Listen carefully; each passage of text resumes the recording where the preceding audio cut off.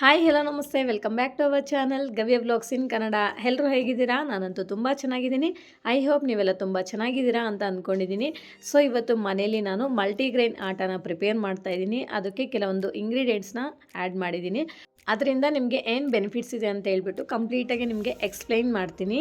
ಇಲ್ಲಿ ಫಸ್ಟ್ ನಾನು 2 kg ಗೋಧಿನ ತೊಗೊಂಡಿದ್ದೀನಿ. ಸೊ ಇದರಲ್ಲಿ ಸುಮಾರಷ್ಟು ಬೆನಿಫಿಟ್ಸ್ ಇದೆ. ಅದೇನಂತಂದರೆ ಒಬೆಸಿಟಿನ ಕಂಟ್ರೋಲ್ ಮಾಡುತ್ತೆ, ಡಯಾಬಿಟಿಸ್ ಬರ್ದಂಗೆ ಮಾಡುತ್ತೆ, ಹಾಗೆ ನಮ್ಮ ಬಾಡಿ ಮೆಟಬಾಲಿಸಮ್ ಇಂಪ್ರೂವ್ ಆಗುತ್ತೆ, ಬ್ರೆಸ್ಟ್ ಕ್ಯಾನ್ಸರ್ ಬರಲ್ಲ ಆ್ಯಂಡ್ ಹಾರ್ಟಿಗೆ ತುಂಬ ಒಳ್ಳೆಯದು. ಇಷ್ಟು ಬೆನಿಫಿಟ್ಸ್ ಇದೆ ಈ ಗೋಧಿಯಲ್ಲಿ. ಸೊ ನಾವು ಡೈಲಿ ಡಯಟಲ್ಲಿ ತಗೊಳ್ಳೋದು ತುಂಬ ಇಂಪಾರ್ಟೆಂಟ್ ಅಲ್ವಾ. ಸೊ ಇದು ನಾನು 2 kg ತೊಗೊಂಡಿದ್ದೀನಿ. ಇವಾಗ ಎಲ್ಲ ಇಂಗ್ರೀಡಿಯೆಂಟ್ಸ್ನ ಇದೇ ಕಪ್ ಅಳತೆಯಲ್ಲಿ ನಾನು ಹಾಕ್ಕೊತಾ ಇದ್ದೀನಿ. ಅಂದರೆ ಇದು ಸುಮಾರು 100 ಗ್ರಾಮ್ಸ್ ಆ ಥರ ವೆಯ್ಟ್ ಬರುತ್ತೆ. ಸೊ ಫಸ್ಟು ರಾಗಿನ ಹಾಕ್ತಾಯಿದ್ದೀನಿ. ರಾಗಿಯಲ್ಲಿ ಬಂದು ನಮಗೆ ವೆಯ್ಟ್ ಲಾಸ್ಗೆ ಹೆಲ್ಪ್ ಆಗುತ್ತೆ, ಡಯಾಬಿಟಿಸ್ ಕಂಟ್ರೋಲ್ ಮಾಡುತ್ತೆ, ಕೊಲೆಸ್ಟ್ರಾಲ್ ಕಮ್ಮಿ ಮಾಡುತ್ತೆ, ಡೈಜೆಷನ್ಗೆ ಹೆಲ್ಪ್ ಆಗುತ್ತೆ. ಸೊ ನೆಕ್ಸ್ಟ್ ಬಂದು ಬ್ಲ್ಯಾಕ್ ಚಾನ, ಇದು ಕೂಡ ಸೇಮ್ 1 ಕಪ್ ಅಷ್ಟು ತೊಗೊಂಡಿದ್ದೀನಿ. ಸೊ ಇದರಲ್ಲಿ ಬಂದು ನಮಗೆ ವೆಯ್ಟ್ ಲಾಸ್ಗೆ ಹೆಲ್ಪ್ ಆಗುತ್ತೆ. ನೆಕ್ಸ್ಟು ಪ್ರೋಟೀನ್ ಮತ್ತು ಐರನ್ ತುಂಬ ರಿಚ್ ಆಗಿರುತ್ತೆ, ಆಮೇಲೆ ಡೈಜೆಷನ್ಗೆ ತುಂಬ ಹೆಲ್ಪ್ ಆಗುತ್ತೆ. ನೆಕ್ಸ್ಟ್ ಬಂದು ಜೋಳ, ಇದು ಡಯಾಬಿಟಿಕ್ ಪೀಪಲ್ಸ್ಗೆ ತುಂಬ ಒಳ್ಳೆಯದು, ವೆಯ್ಟ್ ಲಾಸ್ಗೆ ಹೆಲ್ಪ್ ಆಗುತ್ತೆ, ನಮ್ಮ ಬೋನ್ಸ್ ಸ್ಟ್ರೆಂತ್ ಇಂಪ್ರೂವ್ ಮಾಡುತ್ತೆ, ಫೈಬರ್ ರಿಚ್ ಆಗಿರುತ್ತೆ, ಸ್ಕಿನ್ಗೆ ಹೇರ್ಗೆ ತುಂಬ ಒಳ್ಳೆಯದು. ಸೊ ನೆಕ್ಸ್ಟ್ ಬಂದು ಗ್ರೀನ್ ಮೂಂಗ್ ದಾಲ್, ಇದರಲ್ಲಿ ವಿಟಮಿನ್ ಸಿ ಜಾಸ್ತಿ ಇರುತ್ತೆ, ವೆಯ್ಟ್ ಲಾಸ್ಗೆ ಹೆಲ್ಪ್ ಆಗುತ್ತೆ, ಡಯಾಬಿಟೀಸ್ನ ಕಂಟ್ರೋಲ್ ಮಾಡುತ್ತೆ, ನಮ್ಮ ಇಮ್ಯುನಿಟಿ ಸಿಸ್ಟಮ್ನ ಬೂಸ್ಟ್ ಮಾಡುತ್ತೆ, ನೆಕ್ಸ್ಟು ಸ್ಕಿನ್ಗೆ ಮತ್ತು ಹೇರ್ಗೆ ಕೂಡ ತುಂಬ ಒಳ್ಳೆಯದು. ನೆಕ್ಸ್ಟ್ ಬಂದು ಬ್ಲ್ಯಾಕ್ ಐಡ್ ಬೀನ್ಸ್, ಅದೇ ಅಲಸಂದ ಕಾಳು ಅಂತೀವಲ್ವ ಅದು. ಸೊ ಇದು ಬಂದು ನಮಗೆ ವಿಟಮಿನ್ ಎ ಇದರಲ್ಲಿ ಜಾಸ್ತಿ ಇರುತ್ತೆ, ಸ್ಕಿನ್ ಟೋನ್ ಇಂಪ್ರೂವ್ ಮಾಡುತ್ತೆ, ಡೈಜೆಷನ್ಗೆ ತುಂಬ ಒಳ್ಳೆಯದು, ವೆಯ್ಟ್ ಲಾಸ್ಗೆ ಕೂಡ ತುಂಬ ಯೂಸ್ ಆಗುತ್ತೆ. ನೆಕ್ಸ್ಟ್ ಬಂದು ಸಜ್ಜೆ, ಇದು ಕೊಲೆಸ್ಟ್ರಾಲ್ ಕಮ್ಮಿ ಮಾಡುತ್ತೆ, ಬೋನ್ ಹೆಲ್ತ್ಗೆ ಪ್ರಮೋಟ್ ಮಾಡುತ್ತೆ, ಹಾರ್ಟ್ ಹೆಲ್ತ್ಗೆ ಪ್ರಮೋಟ್ ಮಾಡುತ್ತೆ, ವೆಯ್ಟ್ ಲಾಸ್ಗೆ ಕೂಡ ಯೂಸ್ ಆಗುತ್ತೆ. ನೆಕ್ಸ್ಟ್ ಬಂದು ಓಟ್ಸ್, ಎನರ್ಜಿ ರಿಚ್ ಆಗಿರುತ್ತೆ, ವೆಯ್ಟ್ ಲಾಸ್ಗೆ ಯೂಸ್ ಆಗುತ್ತೆ, ಇಮ್ಯುನಿಟಿ ಸಿಸ್ಟಮ್ನ ಬೂಸ್ಟ್ ಮಾಡುತ್ತೆ, ನೆಕ್ಸ್ಟ್ ಏರ್ ಫಾಲ್ ಕೂಡ ಕಂಟ್ರೋಲ್ ಆಗುತ್ತೆ. ತುಂಬ ವೆಯ್ಟ್ ಲಾಸ್ ಆಗಬೇಕು ಅನ್ನೋರು ಈ ಓಟ್ಸ್ನ ಜಾಸ್ತಿನೇ ತಿಂತಿರ್ತಾರಲ್ವ. ನೆಕ್ಸ್ಟ್ ಬಂದು ಕೋಡೋ ಮಿಲ್ಲೆಟ್ಸಿಂದ ಎಷ್ಟು ಬೆನಿಫಿಟ್ಸ್ ಇದೆ ಅಂತ ನಿಮಗೂ ಗೊತ್ತಲ್ವಾ. ಇದು ವೆಯ್ಟ್ ಲಾಸ್ಗೆ ಯೂಸ್ ಆಗುತ್ತೆ, ಚೆನ್ನಾಗಿ ಡೈಜೆಸ್ಟ್ ಆಗುತ್ತೆ, ಶುಗರ್ ಲೆವೆಲ್ಸ್ನ ಕಂಟ್ರೋಲ್ ಮಾಡುತ್ತೆ, ಫೈಬರ್ ಕಂಟೆಂಟು ತುಂಬ ಜಾಸ್ತಿ ಇರುತ್ತೆ. ನೆಕ್ಸ್ಟ್ ಲಿಟಿಲ್ ಮಿಲ್ಲೆಟ್ಸ್, ಇದು ಕೂಡ ಡಯಾಬಿಟಿಸ್ನ ಕಂಟ್ರೋಲ್ ಮಾಡುತ್ತೆ, ಕೊಲೆಸ್ಟ್ರಾಲ್ನ ಕಂಟ್ರೋಲ್ ಮಾಡುತ್ತೆ, ವೆಯ್ಟ್ ಲಾಸ್ಗೆ ಯೂಸ್ ಆಗುತ್ತೆ. ಲಾಸ್ಟ್ ಇಂಗ್ರೀಡಿಯೆಂಟ್ ಬಂದು ಸೋಯಾ ಚಂಕ್ಸ್, ಇದು ನಿಮ್ಗೆ ಇಷ್ಟ ಇಲ್ಲ ಅಂದರೆ ನೀವು ಸ್ಕಿಪ್ ಮಾಡ್ಕೋಬೋದು. ಇದರಲ್ಲಿ ಕೂಡ ಡೈಜೆಷನ್ಗೆ ಒಳ್ಳೆಯದು, ಡಯಾಬಿಟಿಸ್ ಕಂಟ್ರೋಲ್ ಮಾಡುತ್ತೆ, ವೆಯ್ಟ್ ಲಾಸ್ಗೆ ಕೂಡ ಯೂಸ್ ಆಗುತ್ತೆ. ಇಲ್ಲಿ ಟೋಟಲ್ ನಾನು 10 ಇಂಗ್ರೀಡಿಯೆಂಟ್ಸ್ನ ಹಾಕಿದ್ದೀನಿ.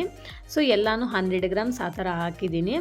ಸೊ 2 kg ಗೋಧಿಗೆ 1.5 kg ಇಂಗ್ರೀಡಿಯೆಂಟ್ಸ್ನ ಹಾಕಿದ್ದೀನಿ. ಸೊ ಇದರಲ್ಲಿ ಇಂಗ್ರೀಡಿಯೆಂಟ್ಸಲ್ಲಿ ನಿಮ್ಗೆ ಏನಾದರೂ ಬೇಡ ಅಂತಂದರೆ ಖಂಡಿತ ನೀವು ಸ್ಕಿಪ್ ಮಾಡ್ಕೋಬೋದು, ನಿಮ್ಗೆ ಯಾವ್ದು ಇಷ್ಟ ಆಗುತ್ತೋ ಅದನ್ನು ನೀವು ಹಾಕ್ಕೋಬೋದು. ಸೊ ಇಲ್ಲಿ ನಾನು 2 kg ಗೋಧಿಗೆ 1.5 kg ಇಂಗ್ರೀಡಿಯೆಂಟ್ಸ್ನ ಹಾಕಿದ್ದೀನಿ. ಸೊ ನೀವು 2 kg ಗೋಧಿಗೆ 1 kgನ ಸಾಕು ಅಂದ್ಕೊಂಡ್ರೆ ಅಷ್ಟನ್ನು ಹಾಕ್ಕೋಬೋದು. ಸೊ ನಿಮ್ಮ ಇಷ್ಟ, ಹೇಗೆ ಮಾಡಿದ್ರು ಮಲ್ಟಿಗ್ರೈನ್ ಚಪಾತಿ ರಿಯಲಿ ತುಂಬ ಚೆನ್ನಾಗಿರುತ್ತೆ. ಇವಾಗ ಇದನ್ನೆಲ್ಲ ಚೆನ್ನಾಗಿ ಮಿಕ್ಸ್ ಮಾಡಿಬಿಟ್ಟು ಒಂದು 2-3 ಗಂಟೆ ಕಾಲ ಚೆನ್ನಾಗಿ ಬಿಸಿಲಲ್ಲಿ ನಾವು ಒಣಗಿಸ್ಬೇಕು. ಆಮೇಲೆ ತೊಗೊಂಡೋಗಿ ಮಿಲ್ಗೆ ಹಾಕ್ಸ್ಕೊಂಬಂದರೆ ಫೈನಾಗೆ ನಾವು ಪೌಡ್ರ್ ಮಾಡಿ ಕೊಡ್ತಾರೆ. ಸೊ ನಾನು ಅದೇ ಥರ ಮಾಡಿದೆ. ಸೊ ಇವಾಗ ನೋಡಿ ಎಷ್ಟು ಫೈನಾಗೆ ಪೌಡ್ರ್ ಮಾಡಿಸ್ಕೊಂಬಂದಿದ್ದೀನಿ. ಇದರಲ್ಲಿ ನಾವು ಪೂರಿನ ಮಾಡ್ಬೋದು, ಆಮೇಲೆ ಚಪಾತಿ ಕೂಡ ಮಾಡ್ಬೋದು. ನಾನಿಲ್ಲಿ ಸ್ವಲ್ಪ ಹಿಟ್ಟು ಹಾಕಿದ್ದೀನಿ, ಒಂದು ಚಿಟಿಕೆ ಅಷ್ಟು ಉಪ್ಪು, ಆಮೇಲೆ ನೀರು ಹಾಕ್ಕೊಂಡಿದ್ದೀನಿ, ಒಂದು ಸ್ವಲ್ಪ ಎಣ್ಣೆನ ಹಾಕ್ಬಿಟ್ಟು ನಾನು ಈ ಥರ ಸೆಮಿ ಸಾಫ್ಟಾಗಿ ಚೆನ್ನಾಗಿ ಮಿಕ್ಸ್ ಮಾಡ್ಕೋಬೇಕು. ಚಪಾತಿ ಹಿಟ್ಟು ನಾವು ಯಾವ ಥರ ಮಿಕ್ಸ್ ಮಾಡ್ತೀವೋ ಆ ಥರ ಕಲಿಸ್ಬೇಕು. ಸೊ ಇದು ಚೆನ್ನಾಗಿ ಮಿಕ್ಸ್ ಮಾಡಿಬಿಟ್ಟು ಆಮೇಲೆ ಕವರ್ ಮಾಡಿ ಒಂದು 10 to 15 ಮಿನಿಟ್ಸ್ ಬಿಟ್ಬಿಡಬೇಕು. ಆವಾಗ ನಮಗೆ ಚಪಾತಿ ಹಿಟ್ಟು ಚೆನ್ನಾಗಿ ನೆನೆಯುತ್ತೆ. ಸೊ ಆಮೇಲೆ 15 ಮಿನಿಟ್ಸ್ ಆದಮೇಲೆ ನಮಗೆ ಚಪಾತಿ ಯಾವ ಸೈಜಲ್ಲಿ ಬೇಕೋ ಆ ಸೈಜಲ್ಲಿ ಹಿಟ್ಟನ್ನು ತಗೊಂಡು ರೌಂಡ್ ಬಾಲ್ಸ್ ಆಗಿ ನಾವು ಪ್ರಿಪೇರ್ ಮಾಡ್ಕೋಬೇಕು. ಆಮೇಲೆ ಸ್ವಲ್ಪ ಹಿಟ್ಟನ್ನು ಹಾಕ್ಕೊಂಡು ಚಪಾತಿ ಥರ ರೋಲ್ ಮಾಡ್ಕೋಬೇಕು. ಸೊ ತುಂಬ ತಿನ್ನಾಗೆ ಮಾಡಿಕೊಂಡ್ರೆ ನಮಗೆ ತಿನ್ನಕ್ಕೆ ಬರುತ್ತೆ, ಸ್ವಲ್ಪ ನಿಮಗೆ ದಪ್ಪ ಬೇಕಂದರೆ ದಪ್ಪ, ನಿಮ್ಗೆ ಯಾವ ಥರ ಬೇಕೋ ಆ ಥರ ಚಪಾತಿನ ರೋಲ್ ಮಾಡ್ಕೊಳ್ಳಿ. ಇವಾಗ ಸ್ಟವ್ ಮೇಲೆ ಹೆಂಚಿಟ್ಟಿದ್ದೀನಿ. ಹೆಂಚು ಬಿಸಿ ಆದಮೇಲೆ ಇವಾಗ ನಾವು ರೋಲ್ ಮಾಡಿರೋಂಥ ಚಪಾತಿನ ಹೆಂಚು ಮೇಲೆ ಹಾಕ್ಬಿಟ್ಟು ಹಾಕಿದ ತಕ್ಷಣವೇ ಇನ್ನೊಂದು ಸೈಡು ಟರ್ನ್ ಮಾಡಬೇಡಿ. ಒಂದು 10 ಸೆಕೆಂಡ್ಸ್ ವೆಯ್ಟ್ ಮಾಡಿ ಆಮೇಲೆ ಬೇರೆ ಸೈಡು ಟರ್ನ್ ಮಾಡಿ. ಸೊ ಆಮೇಲೆ ನಾವು ಆಯಿಲು ಇಲ್ಲ ತುಪ್ಪ ಏನು ಬೇಕೋ ಅದನ್ನು ಅಪ್ಲೈ ಮಾಡ್ಕೋಬೋದು. ಸೊ ಆಯಿಲು ತುಪ್ಪ ಏನೂ ಬೇಡ ಅಂತಂದರೆ ನೀವು ಹಾಗೆ ಲೆಸ್ ಆಗಾದರೂ ತಿನ್ಬೋದು, ರಿಯಲಿ ತುಂಬ ಚೆನ್ನಾಗಿರುತ್ತೆ. ನಾನಿಲ್ಲಿ ಆಯಿಲ್ನ ಅಪ್ಲೈ ಮಾಡ್ತಾಯಿದ್ದೀನಿ.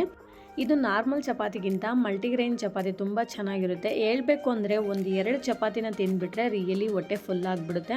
ಸೊ ವೆಯ್ಟ್ ಲಾಸ್ ಆಗಬೇಕು ಅನ್ನೋರು ಖಂಡಿತ ಈ ಥರ ಮಾಡ್ಕೊಂಡು ತಿನ್ನಿ, ರಿಯಲಿ ನಮಗೆ ತುಂಬ ಹೆಲ್ಪ್ ಆಗುತ್ತೆ. ಮನೇಲಿ ಎಷ್ಟು ಜನ ಇದ್ದಾರ ನೋಡಿಕೊಂಡು ಕ್ವಾಂಟಿಟಿನ ನಾವು ಪ್ರಿಪೇರ್ ಮಾಡ್ಕೋಬೇಕು.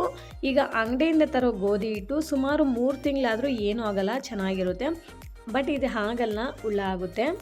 ಇಷ್ಟೇ ಫ್ರೆಂಡ್ಸ್ ಇವತ್ತಿನ ವ್ಲಾಗ್. ಈ ವ್ಲಾಗ್ ನಿಮ್ಗೆ ಇಷ್ಟ ಆದರೆ ಪ್ಲೀಸ್ ಒಂದು ಲೈಕ್ ಮಾಡಿ, ಶೇರ್ ಮಾಡಿ. ವಿಡಿಯೋ ಹೇಗಿತ್ತು ಅಂತ ನನಗೆ ಕಾಮೆಂಟ್ ಮಾಡಿ. ಆ್ಯಂಡ್ ದಯವಿಟ್ಟು ಸಬ್ಸ್ಕ್ರೈಬ್ ಮಾಡ್ಕೊಡೋದನ್ನು ಮಾತ್ರ ಮರಿಬೇಡಿ. ಆ್ಯಂಡ್ ಪಕ್ಕದಲ್ಲಿರೋ ಬೆಲ್ ಐಕಾನ್ ಕೂಡ ಕ್ಲಿಕ್ ಮಾಡಿ. Thank you for watching. Bye bye.